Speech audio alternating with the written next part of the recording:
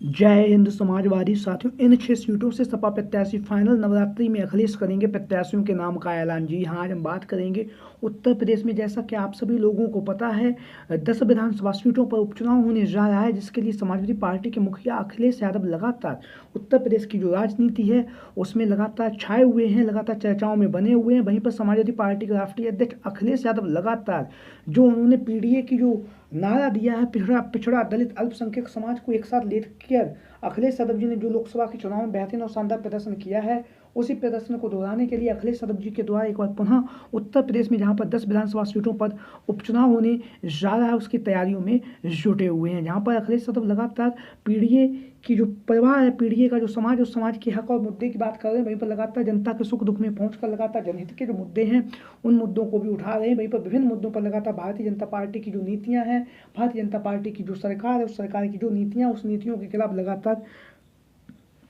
अखिलेश यादव मोर्चाबंदी किए हुए हैं। और लगातार उत्तर प्रदेश की जो राजनीति है उसमें लगातार समाजवादी पार्टी का हर नेता कार्यकर्ता लगातार जनता के मुद्दों को उठा रहा है, जनता के बीच में पहुंच रहा है और जनहित के जो मुद्दे हैं, जो सवाल हैं, उन सवालों को उठाया जा रहा है जनता के द्वारा उत्तर प्रदेश में, जहां पर 10 विधानसभा सीटों पर उपचुनाव होने जा रहा है। जहां पर एक एक करके हर एक विधानसभा सीट पर जहां विधानसभा का उपचुनाव होने जा रहा है, वहाँ पर लगातार समाजवादी पार्टी के नेता कार्यकर्ता लगातार वहाँ पर पदयात्राएं निकाल रहे हैं, लगातार लोगों के बीच में और जनता के बीच में पहुंचकर लगातार समाजवादी पार्टी का प्रचार प्रसार भी कर रहे हैं। वहीं पर बहुत ही मजबूती के साथ समाजवादी पार्टी के मुखिया अखिलेश यादव जी के साथ में कंधे से कंधा मिलाकर सभी समाजवादी पार्टी के साथी और कार्यकर्ता वो सब डटे हुए हैं और लगातार जनहित के जो मुद्दे हैं उन मुद्दों को उठा भी रहे हैं। वहीं पर जहाँ पर एक तरफ समाजवादी पार्टी का हर नेता कार्यकर्ता लगातार मुद्दों को उठा रहा है, वहीं पर समाजवादी पार्टी के मुखिया अखिलेश यादव लगातार उत्तर प्रदेश की राजनीति में छाए हुए हैं और लगातार विभिन्न मुद्दों पर जो उम्मीद और भरोसा जनता ने अखिलेश यादव जी पर जताया, उस उम्मीद और भरोसे को कायम रखते हुए अखिलेश यादव लगातार उत्तर प्रदेश की राजनीति में चर्चाओं में बने हुए हैं। वहीं पर विभिन्न मुद्दों पर लगातार भारतीय जनता पार्टी को घेर रहे हैं। वहीं पर उत्तर प्रदेश में जहां पर 10 विधानसभा सीटों पर उपचुनाव होने जा रहा है, उसके लिए प्रत्याशियों के नाम का भी मंथन जो है वो लगातार जारी है और जो नाम है वो तय कर दिए गए हैं और नवरात्रि में इनका जो औपचारिक ऐलान है वो भी अखिलेश यादव जी के द्वारा कर दिया जाएगा। तो हम बात करेंगे सबसे पहले अखिलेश यादव जी की जो कहल की विधानसभा सीट है। कहल की विधानसभा सीट यहाँ से सपा मुखिया अखिलेश यादव विधायक हुआ करते थे, लेकिन भाई अब कन्नौज लोकसभा से सांसद निर्वाचित हो चुके हैं। सांसद निर्वाचित होने के बाद उन्होंने कहल की जो विधानसभा सीट है वहाँ से अपना इस्तीफा दिया है। तो अखिलेश यादव जी के इस्तीफे से खाली हुई कहल की विधानसभा सीट पर उपचुनाव होने जा रहा है, जिस उपचुनाव में समाजवादी पार्टी के प्रत्याशी के तौर पर तेज प्रताप यादव का जो टिकट है वो तय हो चुका है। लगातार तेज प्रताप यादव जनसंपर्क कर रहे हैं, लगातार लोगों के बीच में और जनता के बीच में पहुंचकर बहुत ही मजबूती के साथ समाजवादी पार्टी का प्रचार प्रसार भी कर रहे हैं, जैसा कि आप लोग इन तस्वीरों के माध्यम से देख भी रहे हैं। तो कहल की विधानसभा सीट यादव बाहुल सीट है और यादव बाहुल सीट होने के साथ साथ यहाँ पर जो यादव समाज का जो मतदाता है वो अच्छी खासी तादाद में भी है। तो यहाँ से तेज प्रताप यादव का जो टिकट है वो तय माना जा रहा है। नवरात्रि में अखिलेश यादव इसका ऐलान करने जा रहे हैं। वहीं पर बात करेंगे अगली जो विधानसभा सीट है वो है मीरपुर की विधानसभा सीट। और मीरपुर की विधानसभा सीट से समाजवादी पार्टी के पक्ष में सीट जाती हुई दिखाई दे रही है। समाजवादी पार्टी से यहाँ से कादिर राणा जो कि पूर्व में सांसद रह चुके हैं, तो कादिर राणा लगातार जनसंपर्क करें, लगातार लोगों के बीच में, जनता के बीच में पहुंचकर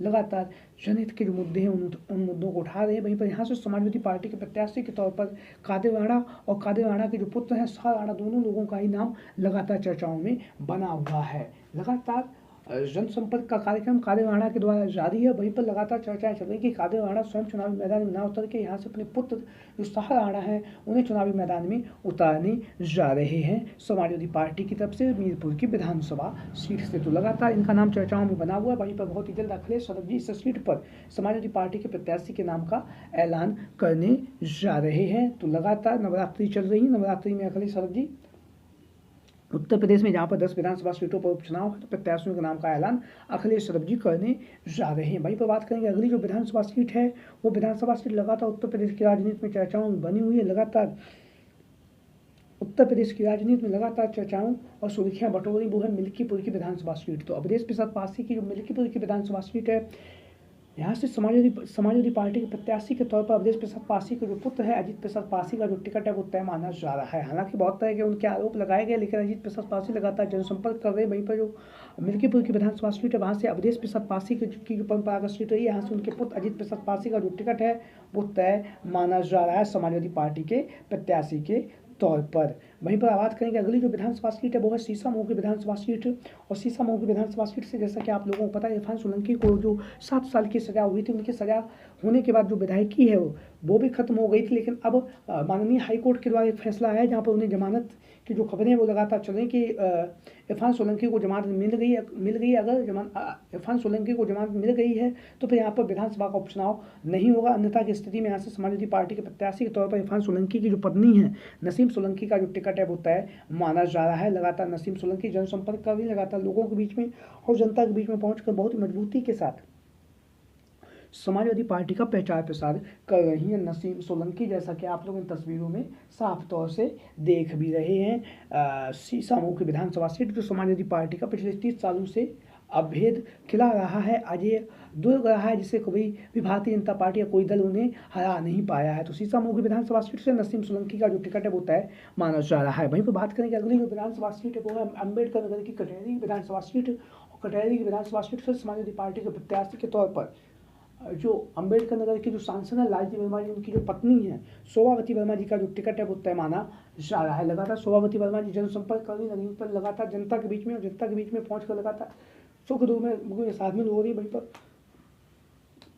बहुत ही मजबूती के साथ कटहरी की विधानसभा सीट से शोभावती वर्मा जी का जो नाम है समाजवादी पार्टी के प्रत्याशी के तौर पर लगातार चर्चाओं में बना हुआ। वहीं पर इनकी जो पुत्री है डॉक्टर छाया वर्मा जी का नाम भी लगातार चर्चाओं में और सुर्खियां बटोरा। पूर्व में जलालपुर की विधानसभा सीट से चुनावी मैदान में उतर भी चुकी हैं डॉक्टर छाया वर्मा, जैसा कि आप लोग इन तस्वीरों के माध्यम से देख भी रहे हैं। वहीं पर बात करेंगे अगली जो विधानसभा सीट है वो है मिर्जापुर की मंजवा की विधानसभा सीट। और मिर्जापुर की मंजवा की विधानसभा सीट से रमेश चंद्र बिंद जिन्होंने बहुत ही बेहतरीन और शानदार प्रदर्शन किया है, उनकी जो पुत्री है डॉक्टर ज्योति बिंद का जो टिकट है होता है माना जा रहा है। लगातार डॉक्टर ज्योति बिंद जनसंपर्क कर रही, लगातार लोगों के बीच और जनता के बीच में पहुंचकर लगातार जनहित के मुद्दों को उठा भी रही। बहुत ही मजबूती के साथ समाजवादी पार्टी का जो प्रचार प्रसार है वो मंजवा की विधानसभा सीट से कर रही। वहीं पर बात करेंगे अगली जो विधानसभा सीट है वो है कुंदरकी की विधानसभा सीट। और कुंदरकी की विधानसभा सीट से समाजवादी पार्टी के प्रत्याशी के तौर पर यहाँ से 2 बार के जो विधायक रह चुके हैं हाजी रिजवान का जो टिकट है वो तय माना जा रहा है। लगातार हाजी रिजवान जनसंपर्क कर रहे, लगातार लोगों के बीच में और जनता के बीच में पहुंचकर लगातार समाजवादी पार्टी का प्रचार प्रसार कर रहे मोहम्मद हाजी रिजवान, जैसा कि आप लोग इन तस्वीरों के माध्यम से देख भी रहे हैं। तो ये वो 6 सीटों पर संभावित दावेदार हैं जिनका जो नाम है वो तय कर दिया गया है। और नवरात्रि से पहले यानी कि नवरात्रि के बीच में ही अखिलेश यादव जी अपने प्रत्याशियों का ऐलान कर देंगे, क्योंकि जो विधानसभा का जो उपचुनाव होने जा रहा है वो महाराष्ट्र के चुनाव के साथ में होगा। तो लगभग अब से नवंबर के माह में यह चुनाव होने की संभावना है। तो अखिलेश यादव जी भारतीय जनता पार्टी से पहले अपने प्रत्याशियों का चुनावी मैदान में उनके नाम का ऐलान करेंगे, जिससे कि प्रत्याशियों को भरपूर समय मिल सके चुनाव प्रचार करने का। तो आप लोगों की क्या राय है समाजवादी पार्टी के इन संभावित दावेदारों को लेकर जो लगातार टिकट की दावेदारी बहुत ही मजबूती के साथ कर रहे हैं? सभी साथी कमेंट बॉक्स के माध्यम से अपनी राय जरूर दें। आज की वीडियो में